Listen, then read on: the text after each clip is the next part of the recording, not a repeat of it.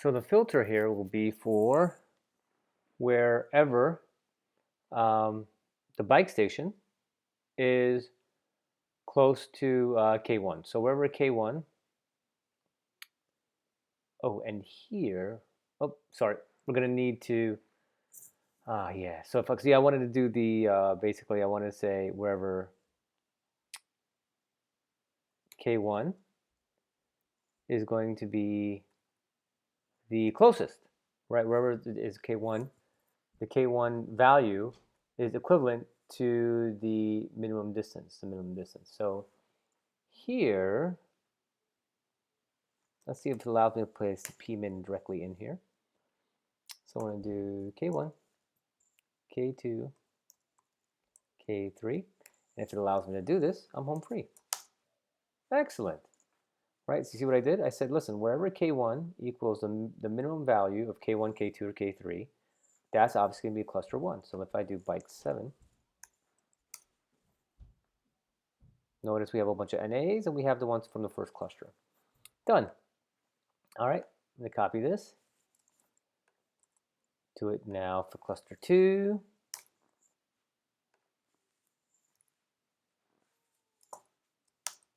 And now do it again for cluster 3. And now, after the first iteration, guys, after the first iteration,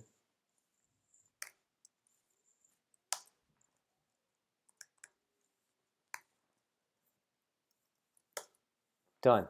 Everybody now is assigned to a group. Oop, almost everybody. We notice there's some clusters that are missing here. That does not make sense because they're K1s. So 2, 3. Oh, sorry, I went up too high. I'm sorry. I'm losing it. All right, so everything's assigned. Everything's assigned. We know everything's assigned. We could do the is.na, but I'm pretty confident everything's assigned. All right, cool, everything's assigned. So from here now, guys, what we want to do is, right, from here, we want to now calculate for each one of the new clusters that were created. We now want to create, we have cluster 1, 2, and 3. I now want to readjust. See, now that we have these 3 dot points, right? Actually, let me show you that on the ggplot again. Have a little fun right here. Right? This time color will be dictated by the cluster. Oh, that reminds me. Let me make the cluster column categorical now.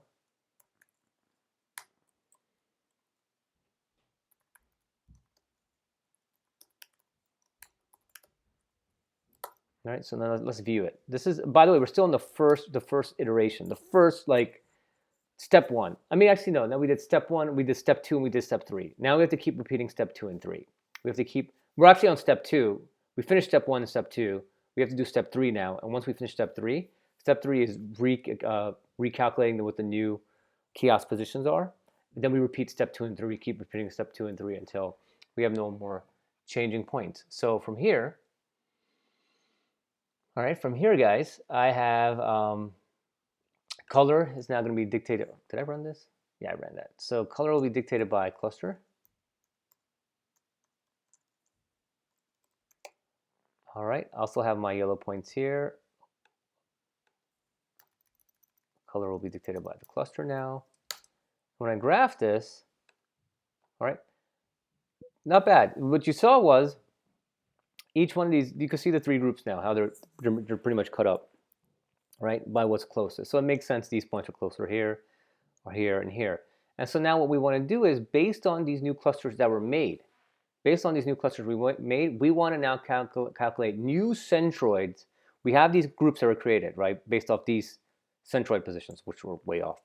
We're now going to calculate new centroid positions for each one of these groups, right? We're going to calculate new centroid positions for each one of these groups. And again, that's easy, right? And we're going to do that. We're going to actually overwrite our DTI table now, right? So our DTI table is now going to be our, what is our, I keep forgetting what the names are. Okay, long and latitude. I should have chose the same names, but whatever. So long is now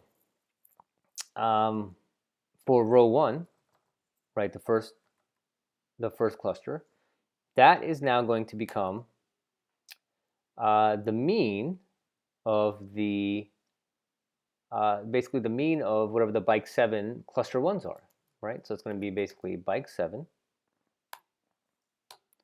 And within bike 7, I'm just going to basically just run for all the clusters that are 1 from group 1. I'm going to say, you know what, give me the mean of your guys' longitude, right?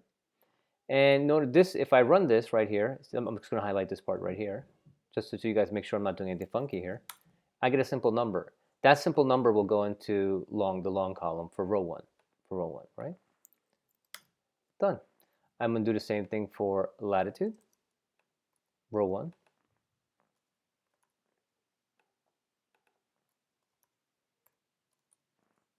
Done. And I'm going to repeat this for the other two two potential kiosk positions, guys. All right.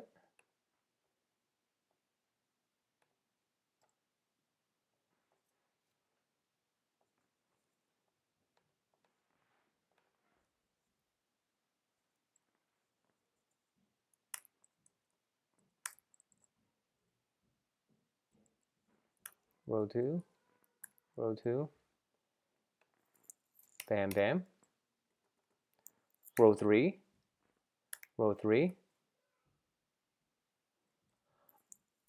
a bam, and a bam, right? And now we have new center locations, right? Now we finally finished, we did step 1, we finally did step 2 and step 3. Step 2 and 3 is the one we keep repeating, but we just did one round, guys. Look, we just did one round, right? And now let's go ahead and regraph it. Now that we changed the positions of our kiosks for our kiosk 1, our kiosk station 2, or kiosk station 3, let's see how it looks like. Ah, look at that now. Look at that now. Because what we did was for each group that was created, we created a new centroid. Now what do we want to do? We want to keep repeating steps 2 and 3 until there's no more movements. And now I can start my for loop. I could have started my for loop from the beginning, but I want you guys to visualize it, right? And what we'll do is, just to keep things, see, when you do these algorithms, for loops, they calculate what we call margin errors. Not margin of error, movement errors, or they basically, what they want to do is they want to keep track of the yellow points, right? The yellow points, and they see, are the yellow points in every iteration, are they still moving, or are they not moving, or are they not moving within a certain margin of error? If they stop moving within a margin of error, the k-means algorithm pretty much stops. For our purposes, just to keep things simple, I'm going to do like 10 more loops. I'll do like 10 more loops, all right? So I'm just going to do basically, you know what? I want to run this loop 10 more times. And what am I going to run basically, guys? I'm going to take step 2 again. What's step 2? This is step 2, right? Here is where I calculated the distance between the K1 clusters, and I do it for all of them again, right? From the kiosk 1, remember the first row of DTI is kiosk 1, this sort of second row of DTI is kiosk 2, and the third row of kiosk DTI is kiosk 3. So again, I've just updated my DTI value. So now I'm going to update my my distances to those kiosks again for every row. I'm going to do it again, boom, like automatically. After I do that, what am I going to do? I mean, I could basically graph it again, but I need to now change again based on which one is closer to which. I'm going to change the cluster groupings for each bike station. So the distances are changed up based on the new positions, the new yellow points. And now based on those new yellow points, I need to see for each point which one's closest to which. Okay, which one's closest to which again. I'm doing that again. So these groups will be reassigned again. And once these groups are reassigned again, I'm going to go ahead and do step 3, which is to recalculate the DTIs again, to recalculate the yellow points. And I'll keep doing this over and over again until I have a certain margin of error. Let's see if anything needs to be dynamic. Excellent. So I wrote this in a way so everything's pretty much dynamic for us. So let's go ahead and do 10 rows. You know what? Let's go crazy. Shouldn't take that long. Let's do 100 rows. Oh, errors, errors. Oh, warning messages.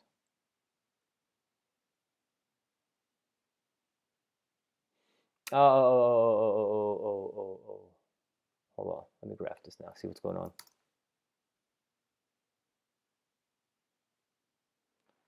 So it looks like it changed it up. So I'm going to rerun this, guys. So I'm going to rerun this. What happened was I made a cluster 3 a categorical column. I shouldn't have done that yet.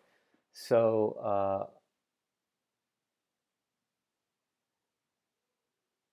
I'm going to create a new column here. We'll call this cluster new.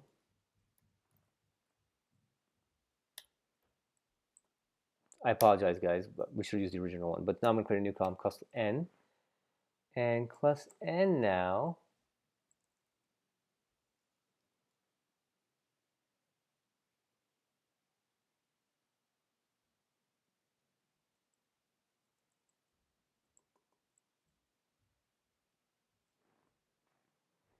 no, actually, it was probably easier just to remove the factor altogether.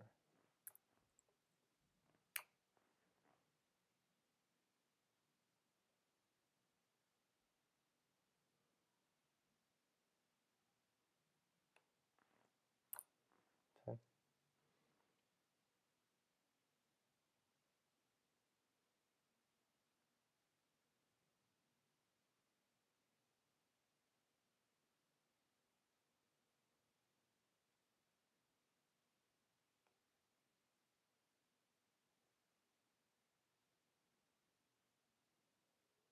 So I'm just going to remove the easy way to do is just remove the factors, right?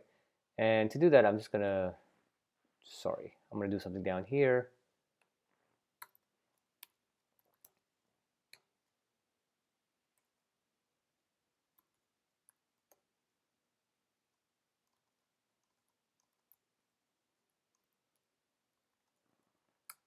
All right, so now I can start from scratch again. I just deleted the cluster grouping, so if I do,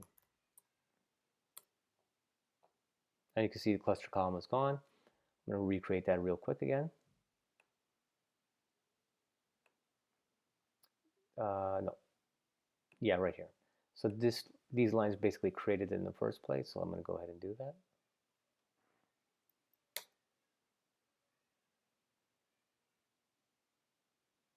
Why is that still there?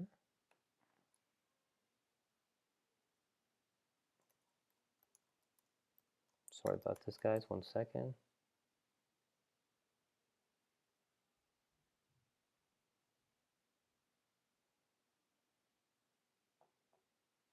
I think I deleted the wrong. I deleted the wrong table. I'm sorry. It's still there. Try that again. Let's take 2, guys.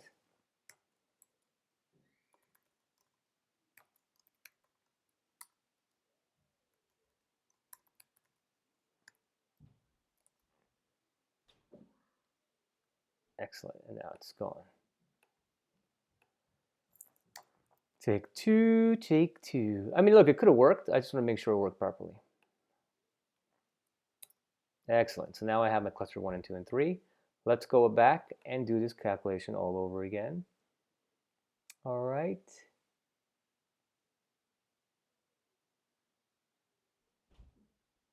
Sweet. We have our DTI table. The labels will be redone. We run it 100 times, and now we won't get any warnings. Boom, we're done. Now let's see our final results. Now I'm going to create the categorical column, right, to basically see how our groupings were done.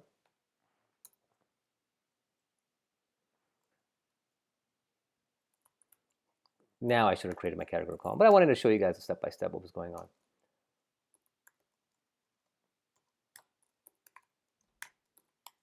All right, and now we can see where the positions are. And it looked roughly the same after last time. So it looks like I didn't make much changes. So basically, we just stopped it at 100 iterations. But the way we technically k-means or any of these algorithms would do is they would basically say, okay, and look, guys, look, we did this manually.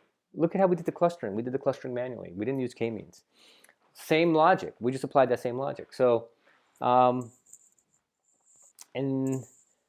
pretty cool, right? You did your clustering using basic mathematics and your R programming.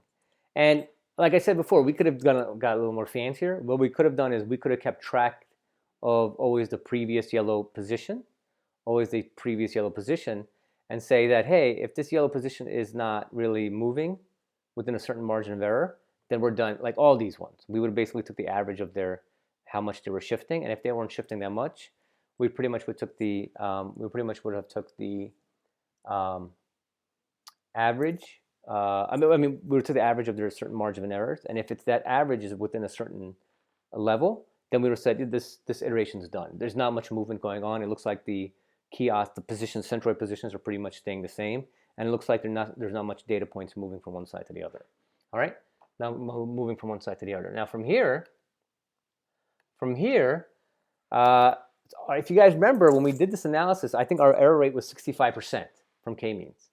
For us now, let's calculate the error rate. We know how to calculate the error rate, guys. You guys know how to calculate the error rate. We did it already in number 1, but now let's go ahead and do this in R to calculate the error rate. So first, what I need to do is I need to calculate the centroid point of all my the centroid point of everybody, I guess. So I'll start with calculating the denominator first. The denominator is going to basically, we can start with whatever the mean of L, I'll call it MLAT for everybody. And that's going to be just the mean of the latitude. Done. I'm now going to calculate the, for all the rows, I'll call it MLON. And I'm going to do the mean of longitude. I'm doing basically what we did in Excel, but now I'm just doing it in data.table. And by the way, you should just press pause. You should press pause at this point and see if you can calculate the error rate using R. This is a great practice for you guys. All right. So I basically have my coordinates for my centroid for all the data, right? So now what do I need to basically do is I need to now, again, if you do like 7, right? You see I now have, they're the same values. They're pretty much the same values because it's for all the data points. So now I'm going to calculate the distance from each one of the data points to the centroid point of the overall data, and just sum it all up to get my denominator, the denominator part. The denominator part is fairly straightforward. So I'll say, which distance will I call this? I'll call this the, we'll call it, I guess, the overall distance, A, D, or you know what we'll do then? How about this? We'll call it D distance, or den distance, right? So you can differentiate the denominator when we're calculating the numerator one. So what's this going to be? This is basically going to be the square root. Not the square root. Not the square root. It's going to be basically just latitude. Again, I can't spell. Minus MLAT, the mean, squared, plus longitude,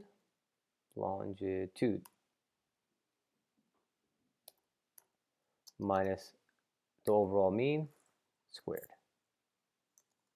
Right? It's going to happen for each row.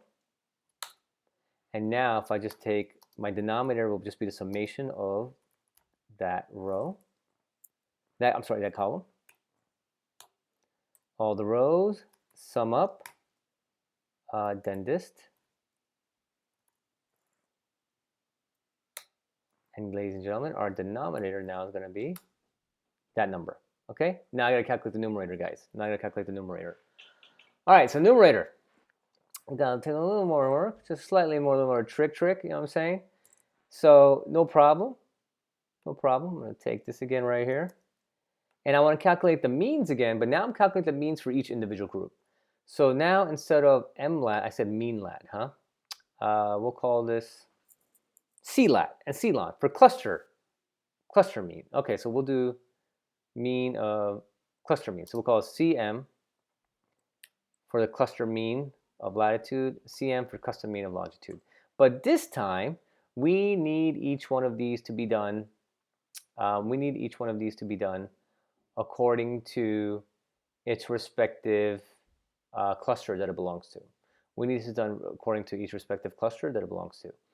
So again, there's several different ways we can do this.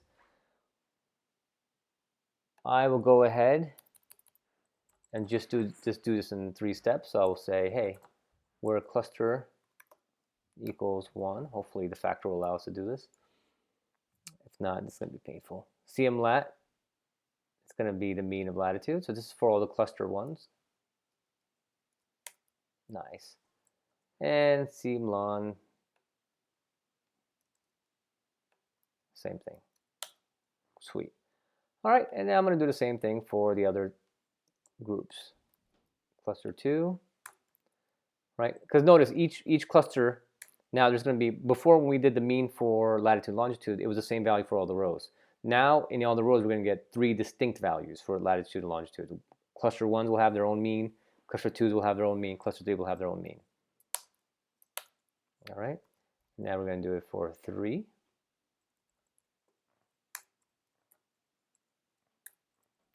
Boom, boom. Okay, cool.